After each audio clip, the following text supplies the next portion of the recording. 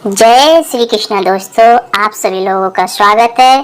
प्रिय दोस्तों, आप सभी लोगों ने श्रीमद् भगवद गीता के 17वें अध्याय तक सुन चुके। आज 18वां अध्याय का अध्ययन करेंगे। आप ध्यान पूर्वक सुनना और अपने दोस्तों को शेयर करना।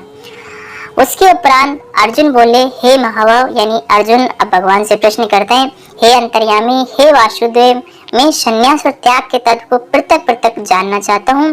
प्रिय दोस्तों, इस अध्याय को जरूर सुनना और अपने दोस्तों को जरूर शेयर करना। इसमें बहुत सारी इंपॉर्टेंट बातें जानने को मिलेगी। इस प्रकार अर्जुन के पूछने पर श्री कृष्ण भगवान बोले, हे अर्जुन, कितने ही पंडित जन तो काम्य कर्मों के त्याग को संन्यास जानते हैं और कितने ही विचार कुल पुरुष सब कर्मों के फल को त्याग कहते हैं, तथा कहीं एक विद्वान ऐसे कहते हैं कि कर्म सभी दोषयुक्त है। प्रिय फ्रेंड्स, मैंने 18 अध्याय का जो वीडियो बनाया एज इट इज बनाया जैसे गीता में लिखा हुआ। इसके पीछे कारण यही है कि आप इसको फास्ट से फास्ट जल्दी सुन सके, और जैसे कभी कोई बीमार व्यक्ति या कोई इसको धर्म हेतु अगर सुनना चाहता है तो संपूर्ण प्लेलिस्ट में नहीं है तो वो जल्द से जल्द सुन सके। लेकिन इससे जो एक्सप्लेन वाक्य वाली जो वीडियो रहेगी वो मैं अलग से बनाऊंगा। तो ठीक है, कंटिन्यू करते हैं। इसलिए त्यागने के योग्य, और दूसरे विद्वान ऐसे कहते हैं कि यज्ञ, दान और तत्वरूप कर्म त्यागने योग्य नहीं है। यानी कुछ विद्वान कहते हैं तो सभी कर्म दोष युक्त है, सभी कर्मों को त्याग कर दो, और कुछ विद्वान लोग कहते हैं कि यज्ञ, दान और तपरूप ये कर्म त्यागने योग्य नहीं है। परंतु हे अर्जुन, उस त्याग के विषय में तू मेरे निश्चय को सुन। हे पुरुष श्रेष्ठ, वे त्याग सात्विक, राजस और तामस ऐसे तीन प्रकार के ही कहा गया, तथा यज्ञ, दान और तप रूप कर्म त्यागने के योग नहीं है, किंतु वह निसंदेह करना कर्तव्य है, क्योंकि यज्ञ, दान और तप ये तीनों ही बुद्धिमान पुरुषों को पवित्र करने वाले हैं। इसलिए हे पार्थ, यज्ञ, दान और तप रूप कर्म तथा और भी संपूर्ण श्रेष्ठ कर्म आसक्ति को, फलों को त्याग कर अवश्य करने चाहिए। ऐसा मेरा निश्चय हुआ उत्तम मत है। और हे अर्जुन, नियत कर्म का त्याग करना योग नहीं है, इसलिए मोह से उसका त्याग करना तामस तक कहा गया है। यदि कोई मनुष्य जो कुछ कर्म वे सब ही दुख रूप है ऐसे समझकर शारीरिक क्लेश के भेद के से कर्मों का त्याग कर दे, तो वह पुरुष उस राजस त्याग करके भी त्याग को फल प्राप्त नहीं होता, अर्थात उसका वो त्याग करना व्यर्थ ही हो जाता है।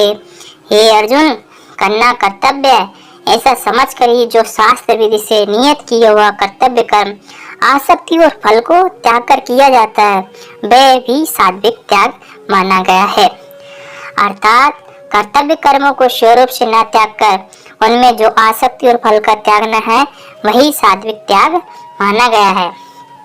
हे अर्जुन, जो पुरुष अकल्याणकारक कर्म से तो द्वेष नहीं करता है और कल्याणकारक कर्म में आसक्त नहीं होता है, वह शुद्ध सद्गुण से युक्त पुरुष संशय रहित ज्ञानवान और त्यागी है, क्योंकि धैर्यधारी पुरुष के द्वारा संपूर्णता से सब कर्म त्यागे जानने का शक्य नहीं है।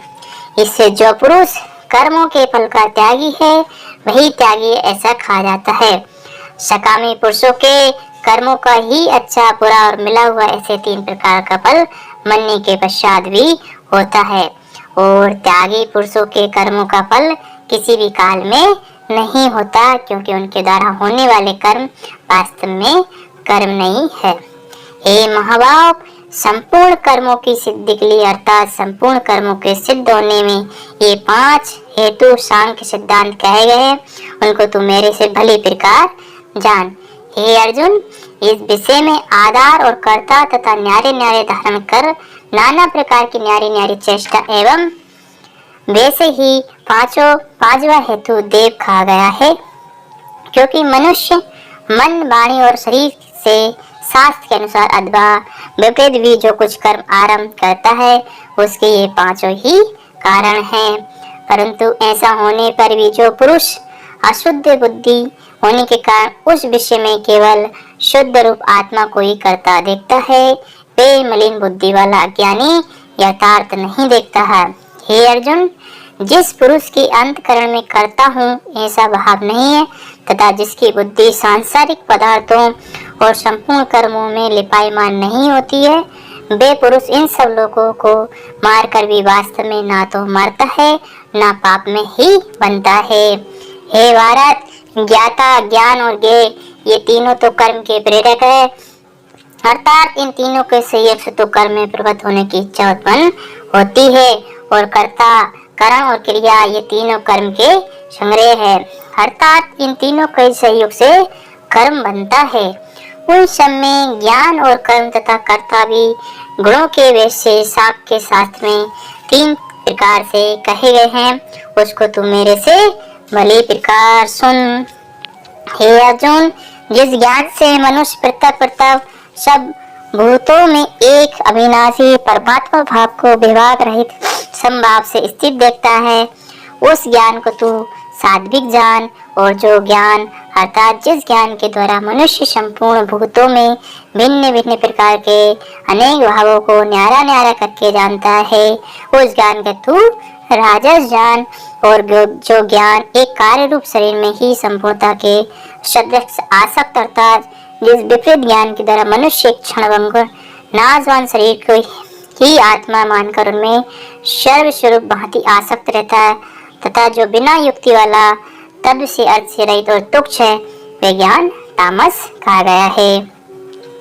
हे अर्जुन, जो कर्म शास्त्र विधि से नियत किया गया हुआ है, कर्तापन के अभिमान से रहित, फल को न चाहने वाले पुरुषों द्वारा राग द्वेष से किया हुआ वह कर्म सात्विक कहा गया है।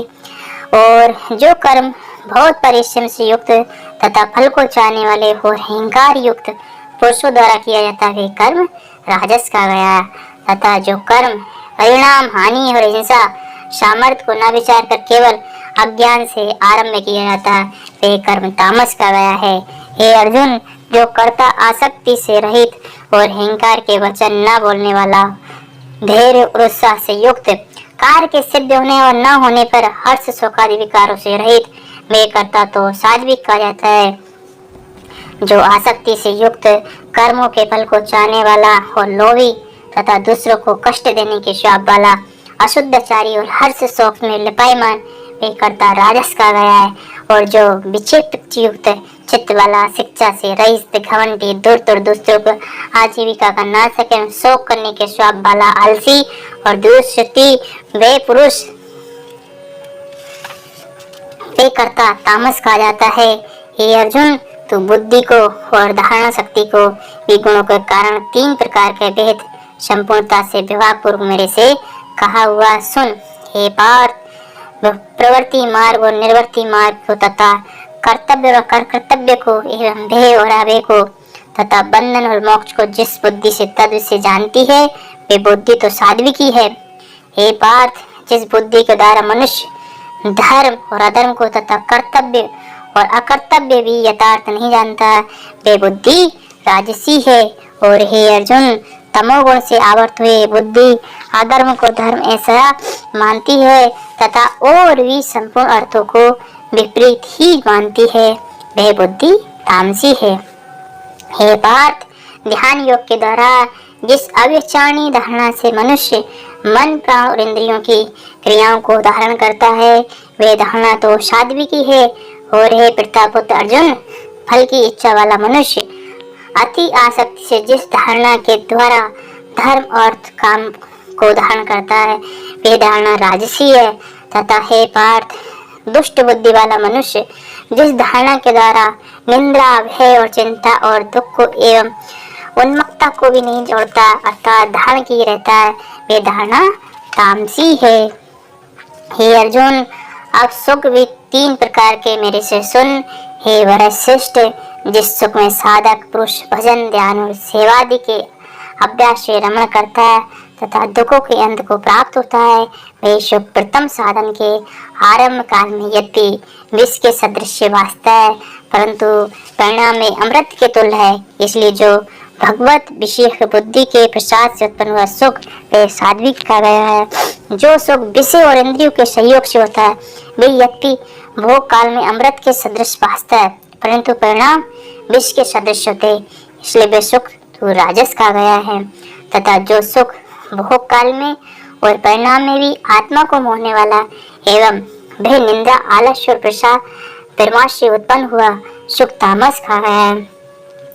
और हे अर्जुन, पृथ्वी में या स्वर्ग में अथवा देवताओं में ऐसा वे कोई भी प्राणी नहीं है कि जो इन प्रकृति से उत्पन्न हुए तीनों गुणों से रहित हो, क्योंकि यावन मात्र सर्व जगत त्रिगुणमयी माया का ही ये सब विकार है। इसलिए हे प्रथम ब्राह्मण, क्षत्रिय और वैश्य को तथा शूद्रों के भी कर्म श्राप से उत्पन्न गुणों करके विभक्त किए गए हैं, अर्थात पूर्वकृत कर्मों के संस्कार श्राप से उत्पन्न गुणों के अनुसार विभक्त किए हैं। उनमें अंत्यकर्म का निग्रह और इंद्रियों का दमन, बाहर भीतर की शुद्धि, धर्म के लिए कष्ट सहना और क्षमा भाव एवं मन, इंद्रियों और शरीर की सरलता, आस्तिक बुद्धि, शास्त्र विषयक ज्ञान और परम तत्व को अनुभव भी ये तो ब्राह्मणों को स्वाभाविक कर्म है। शूरवीरता, तेज धैर्य, चतुरता और युद्ध में भी ना भागने का श्राप, वेदान और स्वामी भाव अर्थात निस्वार्थ भाव से सबका हित सोचकर शास्त्र आज्ञा अनुसार शासन द्वारा प्रेम के सहित पुत्र तुल्य प्रजा का पालन करने का भाव, ये सब क्षत्रिय के स्वाभाविक कर्म है। खेती, गोपालन, क्रय विक्रय, सत्य व्यवहार ये वैश्य के स्वाभाविक कर्म है और सब वर्णों की सेवा करना ये शूद्र का भी स्वाभाविक कर्म है। एवं इस अपने अपने स्वाभाविक कर्म में लगा हुआ मनुष्य भगवत प्राप्ति रूप परम सिद्धि को प्राप्त होता है। परंतु जिस प्रकार से अपने स्वाभाविक कर्म में लगा हुआ मनुष्य परम सिद्धि को प्राप्त होता है, उस विधि को तू मेरे से सुन। हे अर्जुन, जिस परमात्मा से सब भूतों की उत्पत्ति हुई है, जिससे ये सब जगत व्याप्त है, उस परमेश्वर को अपने स्वाभाविक कर्मों द्वारा पूजकर मनुष्य परम सिद्धि को प्राप्त होता है। इसलिए अच्छी प्रकार आचरण किए हुए दूसरों के धर्म से गुण रहित भी अपना धर्म श्रेष्ठ है, क्योंकि शाप से नियत किए हुए शुद्ध धर्म रूप कर्म को करता मनुष्य पाप को नहीं प्राप्त होता। अतएव हे कुंती पुत्र, दोष युक्त भी स्वाभाविक कर्म को नहीं त्यागना चाहिए, क्योंकि धुएं से अग्नि के सदृश सब ही कर्म किसी न किसी दोष से आवर्त है। हे अर्जुन, सर्वत्र आसक्ति रहित, बुद्धि वाला, स्पृहा रहित और जीते हुए अंतःकरण वाला पुरुष सांख्य योग के द्वारा भी परम निश्चय कर्म सिद्धि को प्राप्त होता है, अर्थात क्रिया रहित शुद्ध सच्चिदानंद परमात्मा की प्राप्ति रूप परम सिद्धि को प्राप्त होता है। इसलिए हे कुंती पुत्र, अंतःकरण की शुद्धि रूप सिद्धि को प्राप्त हुआ पुरुष जैसे सांख्य योग के द्वारा सच्चिदानंद ब्रह्म को प्राप्त होता है, तथा जो तत्व ज्ञान की परानिष्ठा है उसको भी तू मेरे संक्षेप से जान। हे अर्जुन, विशुद्ध बुद्धि से युक्त एकांत और शुद्ध देश का सेवन करने वाला तथा मिताहारी जीते हुए मन, वाणी और शरीर वाला और दृढ़ वैराग्य को भली प्रकार से प्राप्त हुआ पुरुष निरंतर ध्यान योग के परायण हुआ, सात्विक धारणा से अंतःकरण को वश में करके तथा सात्विक विषयों को त्याग कर राग देशों को नष्ट करके तथा अहंकार, बल, घमंड, काम, क्रोध और संग्रह को त्याग कर ममता रहित और शांत अंतःकरण हुआ, सच्चिदानंद ब्रह्मा में एक ही भाव होने के लिए योग्य होता है। फिर वह सच्चिदानंद ब्रह्मा में एक ही भाव से स्थित हुआ विषम चित्त वाला पुरुष ना तो किसी वस्तु के लिए शोक करता है, न किसी आकांक्षा ही करता, एवं सब भूतों में संभाव हुआ मेरी परा भक्ति को प्राप्त होता है। उस परा भक्ति के द्वारा मेरे को तत्व से भली प्रकार जानता है कि मैं जो हूँ और जिस प्रभाव वाला हूँ, तथा उस भक्ति से मेरे को तत्व से जानकर तत्काल ही मेरे में प्रवेश हो जाता है, अर्थात अनन्य भाव से मेरे को प्राप्त हो जाता है। फिर उसकी दृष्टि में मुझ वासुदेव के सिवा कुछ भी नहीं रहता है। मेरा परायण हुआ निष्काम कर्मयोगी तो संपूर्ण कर्मों को सदा करता हुआ भी मेरी कृपा से सनातन अविनाशी परम पद को प्राप्त हो जाता है। इसलिए हे अर्जुन, तू सब कर्मों को मन से मेरे में अर्पण करके मेरे परायण हुआ समतद बुद्धि रूप निष्काम कर्म योग के अवलंबन करके निरंतर मेरे में चित्त वाला हो। इस प्रकार तू मेरे में निरंतर मन वाला और मेरी कृपा से जन्म मृत्यु आदि सब संकटों को अनाश ही तर जाएगा। यदि अहंकार के कारण मेरे वचनों को नहीं सुनेगा तो नष्ट हो जाएगा, अर्थात परमात्मा से भ्रष्ट हो जाएगा। जो तू अहंकार को अवलंबन करके ऐसा मानता है कि मैं युद्ध नहीं करूंगा, तो ये तेरा निश्चय मिथ्या है, क्योंकि क्षत्रियपन का श्राप तेरे को जबरदस्ती युद्ध में लगा देगा। हे अर्जुन, जिस कर्म को तू मोह से नहीं करना चाहता, उसको भी अपने पूर्वगत स्वाभाविक कर्म से बंधा हुआ परवश होकर करेगा, क्योंकि हे अर्जुन, शरीर रूपी यंत्र में आरूढ़ है संपूर्ण प्राणियों के अंतर्यामी परमेश्वर अपनी माया से अनेक कर्मों के अनुसार ब्रह्मता हुआ सब भूत प्राणियों के हृदय में स्थित है। इसलिए हे भारत, सब प्रकार से उस परमेश्वर की अनन्य शरण को प्राप्त हो और उस परमात्मा की कृपा से ही परम शांति को, सनातन परम धाम को प्राप्त होगा। इस प्रकार ये गोपनीय से भी अति गोपनीय ज्ञान मैंने तेरे लिए कहा है। इसे रहस्य युक्त ज्ञान को संपूर्णता से अच्छी प्रकार विचार के फिर तू जैसा चाहता वैसा ही कर, अर्थात जैसी तेरी इच्छा वैसे ही कर। इतना कहने पर भी अर्जुन का कोई उत्तर नहीं मिलने के कारण श्री कृष्ण भगवान फिर बोले, हे अर्जुन, संपूर्ण गोपनीय से भी अति गोपनीय मेरे परम रहस्युक्त वचन को तू फिर भी सुन, क्योंकि तू मेरा अति से प्रिय है। इससे ये परम हितकारक वचन मैं तेरे लिए कहूँगा।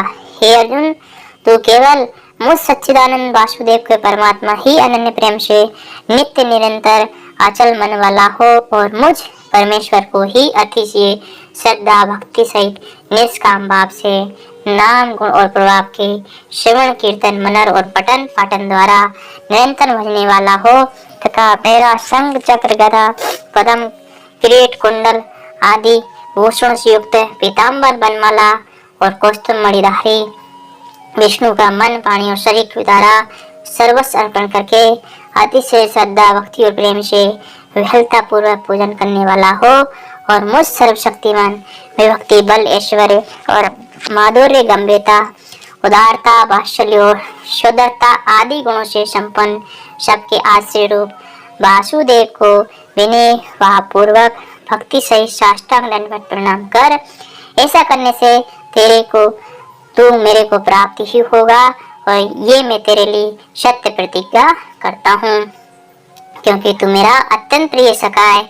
इसलिए सब धर्मों को अर्थात संपूर्ण कर्मों के आश्रय को त्याग कर केवल एक मुझ सच्चिदानंद वासुदेव को परमात्मा का ही अनन्य शरण में प्राप्त हो। मैं तेरे लिए संपूर्ण पापों से युक्त कर दूंगा, तू शोक मत कर। हे अर्जुन, इस प्रकार तेरे हित के लिए कहे हुए इस गीता रूप परम रहस्य को किसी काल में ना तो तप रहित मनुष्य के प्रति करना चाहिए, ना ही भक्ति रहित प्रति, तथा ना बिना सुनने की इच्छा वाले की प्रति करना चाहिए, एवं जो मेरी निंदा करता उसके प्रति भी नहीं करना चाहिए। परंतु जिनमें ये सब दोष नहीं है, ऐसे भक्ति के प्रति प्रेम पूर्वक उत्साह के सहित कहना चाहिए, क्योंकि जो पुरुष मेरे में परम प्रेम करके इस परम रहस्ययुक्त गीता शास्त्र को मेरे भक्तों में कहेगा, अर्थात निष्काम भाव से प्रेम पूर्वक मेरे भक्तों को पढ़वाएगा एवं अर्थ की व्याख्या द्वारा इसका प्रचार करेगा, वे निसंदेह मेरे को ही प्राप्त होगा। इसलिए माय डियर फ्रेंड्स, यहाँ पर भगवान श्री कृष्ण ने जो बात कही आप सुन लिए होंगे, तो अपने दोस्तों को शेयर जरूर करना। और ना तो उससे बढ़कर मेरा अतिशय प्रिय कोई कार्य करने वाला मनुष्य में कोई है, और ना उससे बढ़कर मेरा अत्यंत प्यारा पृथ्वी में दूसरा कोई होवेगा। तथा हे अर्जुन, जो पुरुष इस धर्म में इस दोनों के संवाद रूप गीता शास्त्र को पढ़ेगा, अर्थात नित्य पाठ करेगा, उसके द्वारा मैं ज्ञान यज्ञ से पूजित होऊंगा, ऐसा मेरा मत है। तो माय डियर फ्रेंड्स, अगर ऐसे पढ़ने का मौका न मिले तो मैंने इसको ऑडियो वीडियो के फॉर्म में रिकॉर्ड कर दिया। आप लोग सुनते रहना और अपने दोस्तों को शेयर करते रहना। जो पुरुष श्रद्धा युक्त और दोष दृष्टि से रहित हुआ इस गीता शास्त्र का श्रवण मात्र भी करेगा, वे भी पापों से मुक्त हुआ उत्तम कर्म करने वालों के श्रेष्ठ लोगों को प्राप्त होवेगा। इस प्रकार गीता का माध्यम के कर भगवान श्री कृष्ण आनंद करने अर्जुन से पूछा, हे पार्थ, क्या ये मेरा वचन तेने एकाग्र से श्रवण किया है। और हे धनंजय, क्या तेरा अज्ञान से उत्पन्न हुआ मोह नष्ट हुआ? इस प्रकार भगवान के पूछने पर अर्जुन बोले, हे अच्युत, आपकी कृपा से मेरा मोह नष्ट हो गया और मुझे स्मृति प्राप्त हुई, इसलिए मैं संशय रहित हुआ स्थित हूँ और अब आपकी आज्ञा पालन करूंगा। उसके उपरांत संजय बोले, हे राजन, इस प्रकार मैंने श्री वासुदेव के और महात्मा अर्जुन के इस अद्भुत रहस्य युक्त और रोमांचक कारक संवाद को सुना। कैसे कि श्री व्यास जी की कृपा से दिव्य दृष्टि द्वारा मैंने इस परम रहस्युक्त गोपनीय योग को साक्षात कहते हुए स्वयं योगेश्वर श्री कृष्ण भगवान से सुना है।